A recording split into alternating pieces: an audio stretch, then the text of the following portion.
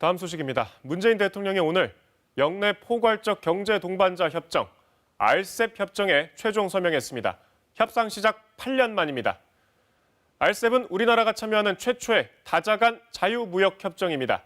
한국과 중국, 일본, 그리고 호주와 뉴질랜드, 여기에 아세안 10개국까지 모두 15개 국가가 하나의 무역 공동체로 묶이게 됩니다.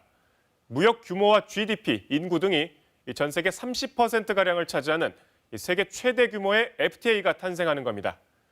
우리나라로서도 전체 수출액의 절반을 차지할 정도로 비중이 큰 시장입니다. 현재 세계에서 가장 역동적으로 성장하는 시장이기도 한데 협정이 발효되면 우리 경제가 새로운 활로를 찾을 수 있을 것으로 정부는 기대하고 있습니다. 반면 미국과 중국 사이에서 관계 설정이 더 어려워질 수 있다는 우려도 함께 나옵니다. 이번 RCEP 협정 서명의 의미와 기대 효과, 또 남은 과제 분석해봅니다. 김유대 기자입니다. 우리나라 대표 가전 중 하나인 세탁기. 호주나 중국, 베트남 등으로 수출할 때 FTA 관세 혜택을 받으려면 나라마다 다르게 만들어야 합니다.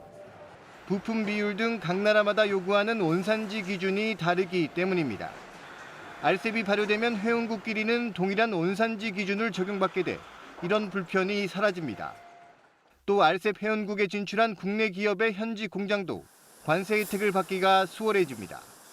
지금까지는 한국에서 대부분의 공정이 이루어져야 한국산 원산지로 인정받을 수 있었던 반면에 이제는 이 RCEP 국가 영내를 아우르는 공급망 안에서라면 조금 더 폭넓게 한국산으로 인정받을 수 있고, 여기에다 섬유와 기계 부품 등 관세 혜택을 보는 품목이 추가되면서 한 아세안 FTA에서는 80% 수준이던 관세 철폐 품목이 90% 이상으로 올라갑니다. 개별 국가마다 각각 맺고 있던 FTA를 하나로 묶어 시장 개방 폭이 넓어진 겁니다. 특히 아직 우리나라, 중국과 FTA를 맺지 않고 있는 일본이 RCEP에 참여한 것도 의미가 큽니다.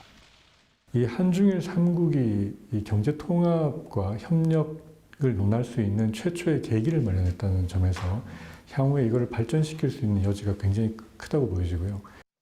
하지만 바이든 미국 대통령 당선인이 환태평양 경제 동반자 협정 CPTPP 가입을 추진하게 될 경우 우리나라에게 동참을 요구한다면 미중 사이에서 어떻게 관계 설정을 하느냐가 우리 통상 외교의 새로운 과제로 떠오를 전망입니다. KBS 뉴스 김유대입니다.